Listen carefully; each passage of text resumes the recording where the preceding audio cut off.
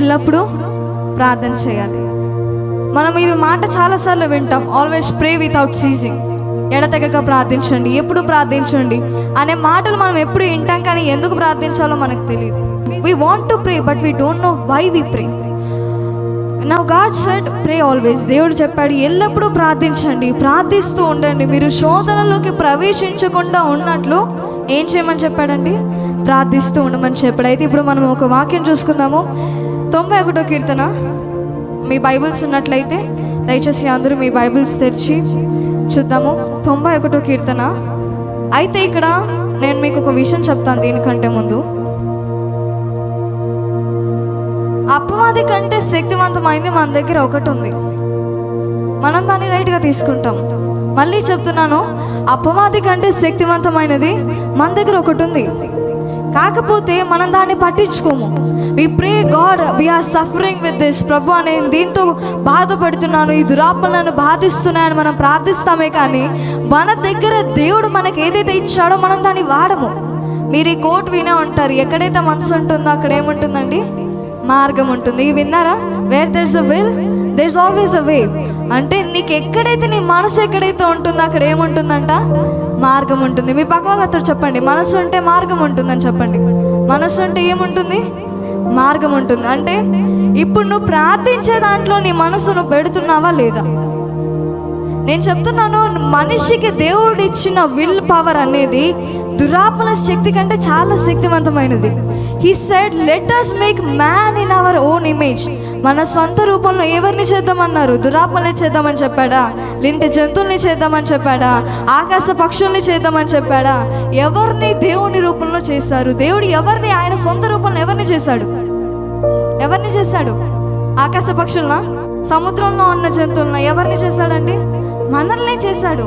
So ఇప్పుడు మీరు దీన్ని గమనించండి, దురాత్మలు జంతువుల వెంట పడట్లేదు, నీ వెంటే పడుతున్నాయి. దురాత్మలు ఆకాశ పక్షుల వెంట పడట్లేదు, నీ వెంటే పడుతున్నాయి. దురాత్మలు ఆకాశ పక్షులను, భూమి మీద నడిచే జంతువులను శోధించట్లేదు. ఎవరిని శోధిస్తున్నాయి? నిన్నే శోధిస్తున్నాయి. ఇప్పుడు నేను నార్మల్గా 91వ కీర్తన చదువుతున్నప్పుడు, ఈ 91వ కీర్తన ఎవరు రాశారండి? మోషే రాశారు. ఎవరు రాశారు? మోషే రాశారు.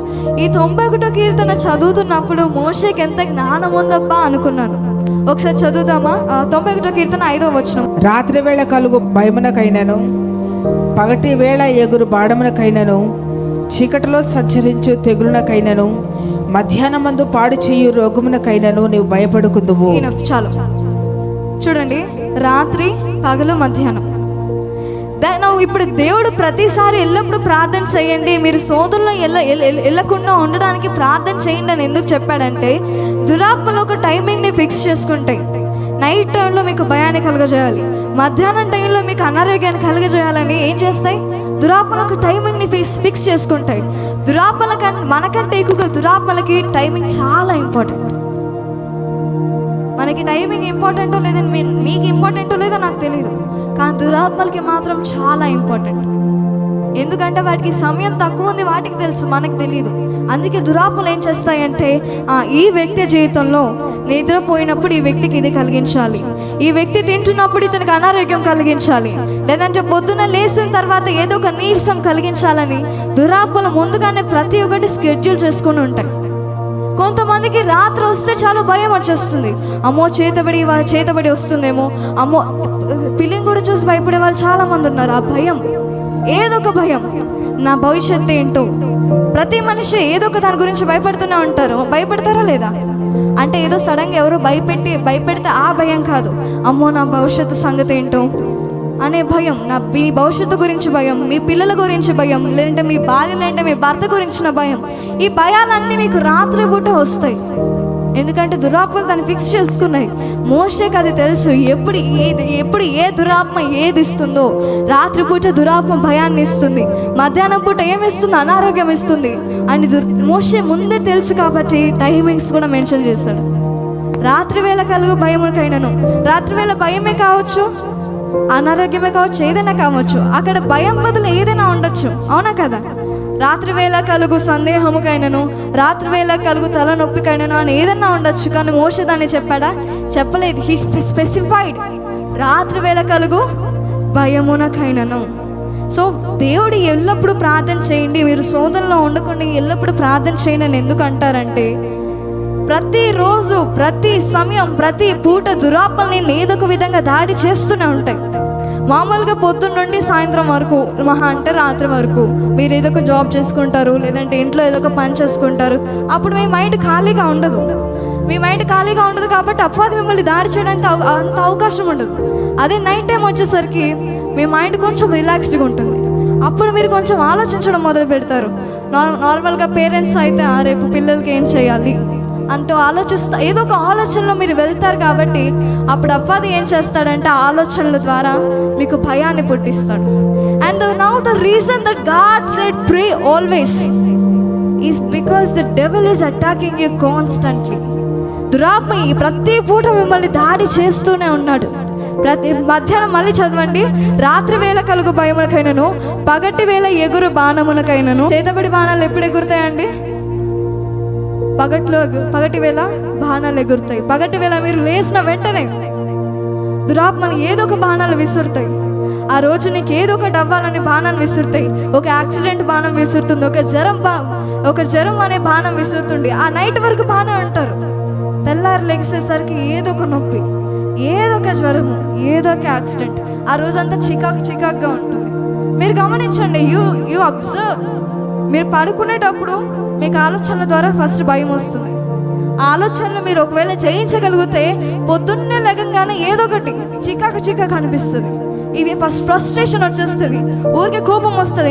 ఏం కాలేదు అయినా కూడా హెడేక్ వస్తుంది. మీరు ఎక్స్పీరియన్స్ చేస్తారు. And that's why the Bible says pray without ceasing. ఎడతెగగా ప్రార్థించండి అని. ఎందుకు దేవునికి ప్రార్థించండి అని చెప్పబడలేదు, ఎడతెగగా ప్రార్థించండి అంటే ఏంటి? నీకు వ్యతిరేకంగా భయం వస్తుంది, నీకు వ్యతిరేకంగా బాణాలు వస్తున్నాయి, నీకు వ్యతిరేకంగా అనారోగ్యాలు వస్తున్నాయి, నీకు వ్యతిరేకంగా తెగుళ్ళు ఏవేవో వస్తున్నాయి. కాబట్టి వాటిని ఎదిరించడానికి ఏం చేయాలంట? మనం ప్రార్థన చేయాలి. అయితే చాలామంది మనుషులు ఒక్కొక్క రకంగా ప్రార్థన చేస్తారు. ఓకే, నేను ముందే చెప్తున్నాను, నేను ఏ ప్రార్థనని నేను విమర్శించడం లేదు. ఐఎమ్ జస్ట్ సెయింగ్ ఒక్కొక్క మనుషులు ఒక్కొక్క విధంగా ప్రార్థిస్తారు. ఒకళ్ళేమో కొంచెం అధికారంతో ప్రార్థిస్తారు, ప్రభా నువ్వు, ఇంకొకళ్ళేమో ప్రభా ఈ దురాత్మని నువ్వే తీసేయండి అని ప్రార్థిస్తారు. అవునా కదా? కొంతమంది ఇలా ప్రార్థిస్తారు, ప్రభా నాకు ఈ సమస్యలు ఉన్నాయి, సమస్యల్ని తీసేయండి అని ప్రార్థిస్తారు. ఇంకా కొంతమంది అయితే యేసుక్రీస్తు నామములో నాకు ఇవ్వబడిన అధికారం చేత నేను దీన్ని రిజెక్ట్ చేస్తున్నాను, దీన్ని నేను రెసిస్ట్ చేస్తున్నాను, యేసు నామములో నేను దీన్ని బంధిస్తున్నానని ప్రార్థన చేస్తారు. అయితే మీరు ప్రార్థించిన ఆ బాణము, మీరు ప్రార్థించిన ఆ భయం మీ దగ్గరికి ఎందుకు వస్తుంది? మీరు చాలాసార్లు ప్రార్థించే ఉంటారు, ప్రభా ఈ చేతబడి నన్ను దాడి చేస్తుంది, ప్రభా ఈ అనారోగ్యం నన్ను దాడి చేస్తుంది, లేదంటే ఈ జ్వరంతో నేను బాధపడుతున్నాను, ప్రభా నన్ను స్వస్థపరచండి అని మీరు చాలాసార్లు ప్రార్థన చేస్తూ ఉంటారు. కానీ వెంటనే మీరు ఫలితాన్ని చూడలేకపోతారు. చూసారా? ఎప్పుడైనా వెంటనే ఫలితాన్ని చూసారా?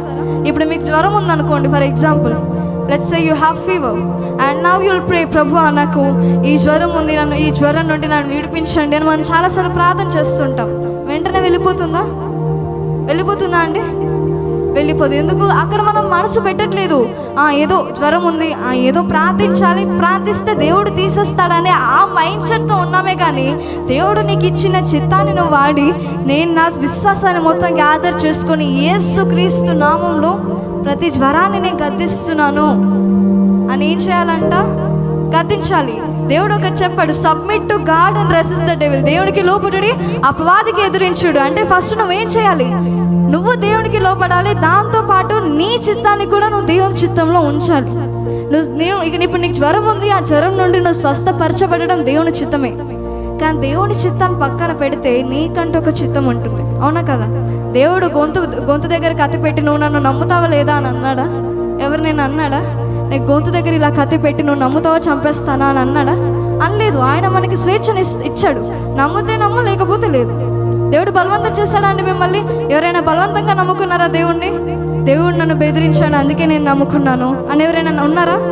లేరు. మీ స్వంతంగా మీరే దేవుడిని నమ్ముకున్నారు. అంటే దేవుడు మీకు ఒక స్వేచ్ఛ భావాన్ని దేవుడు మీకు ఇచ్చాడు. He gave you free will. ఇప్పుడు మనం ఏంటంటే మనం దాన్ని మన ఫ్రీ విల్ని పట్టించుకోకుండా దేవుని చిత్తాన్ని మనం చూస్తున్నాం. దేవా నీ యొక్క చిత్తాన్ని నేను నా జీవితంలో జరిగించు. ప్రభా నీ చిత్తం అయితే ఈ జ్వరం నుండి నన్ను స్వస్థపరచు. ప్రభా నీ చిత్తం అయితే ఈ వివాహం నాకు జరగాలి, నీ చిత్తం అయితే నాకు ఉద్యోగం రావాలని మనం ప్రార్థిస్తుంటాం. అవునా కదా? దేవుని చిత్తం అయితే నాకు వివాహం జరగాలి, దేవుని చిత్తం అయితే నేను ఉద్యోగం సంపాదించుకోవాలి, దేవుని చిత్తం అయితే నేను మంచి ర్యాంక్ కొట్టాలి, దేవుని చిత్తం అయితే పోతూ ఉంటాం. అయితే మనం తెలుసుకోవాల్సింది ఏంటంటే దేవుని చిత్తం ఆటోమేటిక్గా జరుగుతుందా? No, it doesn't. దేవుని చిత్తం ఆటోమేటిక్గా జరగదు. నీ చిత్తం ఉంటుంది. నువ్వేమో వ్యాపారం చేయాలని నీకు ఉంటుంది, దేవుడేమో లేదు నువ్వు ఉద్యోగం చేయాలని ఆయన చిత్తంలో ఉంటుంది. నువ్వేంటంటే నీ చిత్తాన్ని ఆయన చిత్తంలో పెట్టకుండా ఫస్ట్ నువ్వు ఆల్రెడీ ఫిక్స్ అయిపోతావు, ఎలా అయినా ఈ బిజినెస్ చేయాలని ఫిక్స్ అయిపోతావు. ఏదో చిన్న డౌట్ వచ్చి ప్రభా నీ చిత్తం అయితే జరిగించు, నీ చిత్తం అయితే నేను ఈ ఉద్యోగం చేయాలి, నీ చిత్తం అయితే నేను ఈ ఉద్యోగంలో మంచి డబ్బు సంపాదించాలని అంటాం. కానీ మన చిత్తాన్ని ఎప్పుడైనా దేవుని చిత్తంతో మనం అలైన్ చేసామా? మనం చాలాసార్లు మైండ్ సెట్ ఏంటంటే మనం ప్రార్థించే ముందే ఆన్సర్ ఎలా వస్తుంది, ఆ ఆన్సర్ ఏంటి అనేది మనం అనుకుని ప్రార్థన చేస్తాం. Like if you have fever I succeed నా, ఇప్పుడు మనం ఏమనుకుంటామంటే ప్రార్థన చేసిన వెంటనే వెళ్ళిపోతుంది అనుకుంటామా లేదా? వెళ్ళిపోవాలి, తొందరగా వెళ్ళిపోవాలనే మైండ్ సెట్తో మనం ప్రార్థన చేస్తాం. కానీ తొందరగా వెళ్తుందా? వెళ్ళిపోదు. ఎందుకు వెళ్ళిపోదు? ఇప్పుడు ఫర్ ఎగ్జాంపుల్ నార్మల్గా అయితే ఇలా ఉండదు, కానీ నేను చెప్తున్నాను. ఇప్పుడు మీకు ఉదయం 9ంటికి జ్వరం వచ్చింది అనుకోండి. ఎన్నింటికి? ఉదయం 9ంటికి జ్వరం వచ్చింది అనుకోండి. మీరు 9:15కి 9:15కి ప్రార్థన చేశారు, ప్రభా నాకు ఈ జ్వరం ఇప్పుడే వెళ్ళిపోవాలి, ఈ జ్వరం నన్ను ఇప్పుడే విడిచి వెళ్ళిపోవాలని మీరు ప్రార్థన చేశారు. ఇప్పుడు మీరు ప్రార్థన చేసినప్పుడు మీ మైండ్లో ఏమనుకుంటారంటే ఇప్పుడు నేను 9:15కి ప్రార్థన చేశాను, 9:17 కల్లా నా జ్వరం వెళ్ళిపోతుంది, 9:17 కల్లా 9:20 కల్లా నా జ్వరం వెళ్ళిపోతుంది. మనం ప్రార్థన అనుకుని మనం ప్రార్థన చేస్తాం. అవునా కదా? అవునా కదా? అంటే మనకు ఆల్రెడీ ఒకటి ఉంటుంది మైండ్లో, ఇదే తీసుకోవాలి, ఇదే తీసుకోవాలి, ఇదే తీసుకోవాలని ఉంటుంది. జస్ట్ ఏదో ఒక్కసారి దేవుడిని అడిగితే పోలా, ఏదో ఒకసారి దేవుని చిత్తాన్ని జరిగిస్తే పోలా అని అనుకొని దేవాన్ని చిత్తాన్ని జరిగించంటారు. ఆయన చిత్తం ఏంటో మీకు తెలీదు, ఆయన కూడా దేవాన్ని చిత్తాన్ని జరిగించంటారు. ఆయన చిత్తంతో మీ చిత్తాన్ని అలైన్ చేసుకోకుండా దేవుని చిత్తం జరిగించు అంటే ఎలా కుదురుతుంది? ఇంకా మీకు ఇంకా క్లారిటీగా చెప్పాలి అంటే, మీరు ఒక లైన్లో వెళ్తున్నప్పుడు స్కూల్లో అందరూ ఒక లైన్లో వెళ్తూ ఉంటారు. ఆ లైన్లో మీరు వెళ్ళాలి, ఆ లైన్లో వెళ్తేనే కరెక్ట్ ఆర్డర్ ఉంటుంది. మీరు పక్కకు వచ్చేసి అందరికంటే నేను ముందే వెళ్ళాలంటే పోనిస్తారా? నీ లైన్లో నువ్వు ఉండు, నీ టర్న్ వచ్చినప్పుడే నువ్వు వెళ్ళు అంటారు. అదేవిధంగా నీకు ఒక లైన్ ఉంటుంది, దేవుడిని చిత్తం అన్న నీ లైన్ ఉంటుంది. ఆ లైన్ గుండానే నువ్వు దేనికోసమైతే ప్రార్థిస్తున్నావో అక్కడికి నువ్వు వెళ్ళగలవు. నువ్వేం చేస్తావు? నేను ఆ లైన్లో ఉండను, నేను పక్క లైన్లో ఉంటాను, కానీ దేవుని చిత్తం జరిగిపోవాలని మనం ఆ మైండ్ సెట్తో ఉంటాం. మన సొంత మార్గం ఉంటుంది. అంటే నీ మనసు ఎక్కడుంటుందో అక్కడే మార్గం ఉంటుంది. నువ్వు దేవా నాకు ఇదే కావాలని అనుకుంటే దేవుడు దాన్ని గుండానే మార్గాన్ని చెయ్యడు. దేవుడు ఆయన చిత్తానికి ఉంటే ఏదైతే ఉంటుందో ఆయన ద్వారానే మార్గం చేస్తాడు. మనం ప్రార్థిస్తాం ప్రభా నీ చిత్తాన్ని జరిగించని, కానీ మనము దేవుని చిత్తం అనే లైన్లో మనం రావట్లేదు. ప్రార్థించండి అని ఎందుకు అంటారంటే మీకు అవసరం ఉంటేనే మీరు ప్రార్థిస్తారు. అవునా కదా? ఇప్పుడు మీకు జ్వరం ఉంది, మీకు జ్వరం ఉంటే మీకు స్వస్థత కావాలి కాబట్టి మీరు ప్రార్థిస్తారు. ఏదో మీకు జ్వరం వచ్చింది, మీకు స్వస్థత కావాలని దేవునికి తెలీదా? తెలీదా? నీకు జ్వరం రాకముందు నీకు జ్వరం వస్తుందని దేవునికి తెలుసు. కానీ ఆయన ప్రార్థన చేయండి అని ఎందుకు అన్నాడంటే నీకు ఇష్టమైతేనే నువ్వు ప్రార్థన చేస్తావు, నీకు కావాలంటే నువ్వు మనస్ఫూర్తిగా ప్రార్థన చేస్తావు. అంటే దేవుడు నీ చిత్తాన్ని చూస్తున్నాడు. దేవుని చిత్తం ఏంటిది? ఈ బిడ్డను నేను స్వస్థపరచాలి, ఈ బిడ్డను నేను రక్షించాలి, ఈ బిడ్డను నేను మంచిగా చెయ్యాలి అని దేవుని చిత్తం ఉంటుంది. అయితే దేవుడు నువ్వు ప్రార్థిస్తావా లేదా అని చూస్తున్నాడు. ఎందుకు? నువ్వు బాగుపడాలని నీకు ఉండాలి. నువ్వు బాగుపడాలని అనుకోకపోతే దేవుడు కూడా మిమ్మల్ని ఏం చేయలేడండి, బాగు చేయలేడు. ఫస్ట్ మీరేం చేయాలి? మీరు మీ చిత్తాన్ని దేవుని చిత్తంలో మీరు అలైన్ చేయాలి. మనకి దేవుని చిత్తం ఏంటిదో తెలియదు, కరెక్టే. కాకపోతే కొంచెం ప్రార్థనలో ఉండి మనము ఆ చిత్తం ఏంటో తెలుసుకొని మన చిత్తాన్ని ఆ లైన్లో పెట్టాలి. ఏ లైన్లో అండి? దేవుని చిత్తం అనే లైన్లో పెట్టాలి. నేను చాలా మందిని గమనించానండి, ఏదన్నా దేవుని చిత్తం అంటారు. అంటే దేవుని చిత్తం అనడం తప్పు కాదు, కాకపోతే మన చిత్తాన్ని మనం దేవుని చిత్తం దాంట్లో మనం పెట్టట్లేదు. ఇందాక నేను చెప్పినట్లు జ్వరం వస్తే ఏ టాబ్లెట్లు వేసుకోవాలి? బీపీ టాబ్లెట్లు వేసుకోవాలి, చచ్చిపోతారు. జ్వరం వస్తే జ్వరం టాబ్లెట్లు వేసుకోవాలి, బీపీ ఉంటే బీపీ టాబ్లెట్లు వేసుకోవాలి, నిద్ర పట్టకపోతే నిద్ర టాబ్లెట్లు వేసుకోవాలి. అంతేకాని ఒక సమస్య ఉంటే ఇంకో సమస్య టాబ్లెట్లు వేసుకుంటారా? వేసుకోరు. అదేవిధంగా దేవుని చిత్తం అనేది ఒకటి ఉన్నప్పుడు మీరు వేరేది చూసుకొని దేవుని చిత్తం జరగాలి అంటే ఎలా జరుగుతుంది? నీకు ఏ సమస్య ఉందో దేవునికి తెలియదని కాదు, నువ్వు పుట్టక ముందే నీకు ఎన్ని సమస్యలు వస్తాయి, నీకు ఎన్ని అప్పులు ఉంటాయి అనే క్యాల్కులేషన్స్ మొత్తం ఆయన దగ్గర ఉంటాయి. But he said ask and it shall be given, అడుగుడి మీకు ఇయ్యబడును. ఎందుకు అడిగాడు? ఎందుకు అలా చెప్పాడు? నువ్వు మనస్ఫూర్తిగా అడుగుతావు కాబట్టి, నువ్వు అడిగిన దాంట్లో దేవుని చిత్తం ఉంది కాబట్టి ఆయన ఇస్తాడు. అవునా కదా? అవునా కదా? అడగంది అమ్మ కూడా అన్నం పెట్టదు. ఏం పెట్టదండి? అడగంది అమ్మ కూడా అన్నం పెట్టదు. ఎందుకు? అడిగితే ఆకలి అవుతుందని అమ్మకి తెలుస్తుంది కాబట్టి అన్నం పెడుతుంది. మీరు అడగకుండా నాకు ఆకలి వేస్తుంది అని చెప్పకుండా మమ్మీ పెడుతుంది అన్నం. ఎందుకు? నీకు ఆకలి అయ్యట్లేదులే అనుకుంటుంది. అవునా కదా? ఏ అమ్మ కూడా బలవంతంగా పెడుతుందా? ఆకలి లేకపోతే ఏంటి తిను అనిస్తుందా? ఇవ్వదు. అందుకే దేవుడు ఏం చెప్పాడంటే అడుగుడి మీకు ఇయ్యబడును.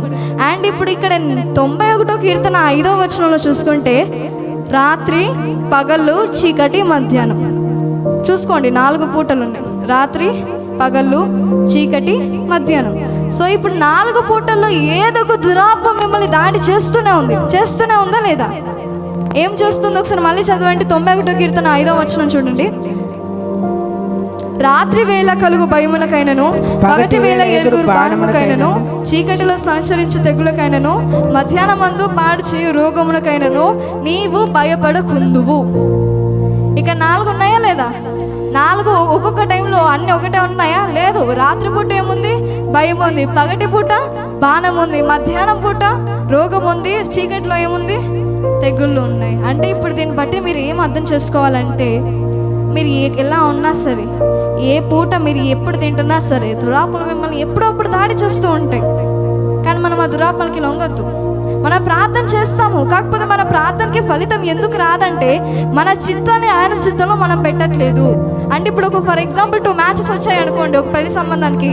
ఒక మ్యాచ్ మీరు అనుకుంటారు, దేవుణ్ణి అడుగుతారు, ప్రభా ఈ మ్యాచ్ నీ చిత్తమా కాదా అని అడుగుతారు. కానీ ఇంకో మ్యాచ్ దేవుని చిత్తమా కాదా మీరు అడగరు. మీరు జస్ట్ ఏమంటారంటే ప్రభా ఈ మ్యాచ్ వచ్చింది, ఈ మ్యాచ్ నేను చేసుకోవాలా వద్దా అని చూస్తామే. కానీ వచ్చిన 2 మ్యాచ్ల్లో ప్రభా నీ చిత్తం ఏంటి అని అడగం. అవునా కదా? అంటే మనం మైండ్లో ఒకటి ఫిక్స్ చేసేసుకుంటాం, అదే జరగాలి, అదే అవ్వాలి, అలానే దేవుడు చేయాలి, అదే దేవుడు చిత్తం అవ్వాలి అని మనం మైండ్లో ఫిక్స్ చేసుకొని ఏం చేస్తామంటే దేవా నీ చిత్తాన్ని జరిగించు అని మనం ప్రార్థిస్తాం. అలా పనిచేస్తుందా? పనిచేయదు. మీరు ఎంతన్నా ప్రార్థించండి. మీరైతే బీపీ పిల్లలు వేసుకుని ఫీవర్ ఉండి బీపీ పిల్లలు వేసుకుంటున్నా, ప్రభా నాకు ఫీవర్ ఉంది, నాకు ఫీవర్ పిల్లలు లేవు, నేను బీపీ పిల్లలు వేసుకుంటున్నా, నన్ను స్వస్థపరచు ప్రభా అంటే జరుగుతుందా? జరగదు. ఎందుకు? నువ్వు నీకున్నది ఒకటి, నువ్వు చేయాల్సింది ఒకటి, నువ్వు చేస్తుంది ఇంకొకటి. అదే విధంగా దేవుని చిత్తం ఒకటి, నువ్వు అనుకుంది ఇంకొకటి, చేస్తుంది ఇంకొకటి. ఆ ఇంకొక దాంట్లో దేవాని చిత్తాన్ని జరిగించు నువ్వు ప్రార్థన చేస్తున్నావు. అలా అవ్వదు. Your will, God sees your will. నువ్వు ఏమనుకుంటున్నావో దేవుడు చూస్తాడు. నువ్వు దేవుడు ఏమనుకుంటాడా నువ్వు చూస్తున్నావు కాదు, నువ్వేమనుకుంటావని దేవుడు చూస్తున్నాడు. ఈ బిడ్డకి ఇష్టమా లేదా అని దేవుడు చూస్తాడు. నీకు ఇష్టమైతే చేస్తాడు, లేకపోతే చేయడు. అడుగుడే మీకు ఇవ్వబడును, వెతుకుడే మీకు దొరుకును. కావాలి అంటే అడుగుతావు, దేవుడు ఇస్తాడు. కావాలి అంటే వెతుకుతావు, అది నీకు దొరుకుతుంది. తడితేనే తలుపు ఎవరైనా తీస్తారు. సో మీ చిత్తాన్ని దేవుని చిత్తంలో పెట్టండి. దేవుడు మీ చిత్తంలో ఆయన చిత్తాన్ని ఎప్పుడూ పెట్టాడు. మీరు పుట్టక ముందే మీరు ఎక్కడికి వెళ్ళాలి, ఎప్పుడు ఏ బట్టలు వేసుకోవాలని ఆయన పూర్తిగా ఆల్రెడీ ఆయనకు తెలిసే ఉంటుంది. కానీ మనం ఎందుకు అడగండి అని దేవుడు ఎందుకన్నాడంటే మీకు ఇష్టమా లేదా, మీరు అనుకుంటున్నారా లేదా, అసలు మీ చిత్తంలో ఉందా లేదా అని దేవుడు చూస్తున్నాడు. He sees your will. ఆయన ఏదో బలవంతంగా కత్తి దగ్గర పెట్టేసి చేస్తావా అని అన్నాడు. ఆయన నిన్ను చూస్తాడు, ఈ బిడ్డకి ఇష్టం ఉందా లేదా. ఒకవేళ నువ్వు దేవుని చిత్తంలో నడుస్తే దేవుని చిత్తమే జరుగుతుంది. లేదు నేను దేవుని చిత్తంలో నడవను, పక్క గల్లీలో నడుస్తానంటే పక్క గల్లీలో నడవు, నేనేమన్నా దేవుడు అంటాడు. కాబట్టి మనం ప్రార్థన చేసేటప్పుడు ఇంకొకసారి దేవుని చిత్తమే జరగాలి అని అనేటప్పుడు ముందుగా మనం పరిశీలించుకోవాల్సింది ఏంటంటే మన చిత్తం ఆయన చిత్తంలో ఉందా లేదా అనేది మనం ఏం చేయాలి, పరిశీలించుకోవాలి.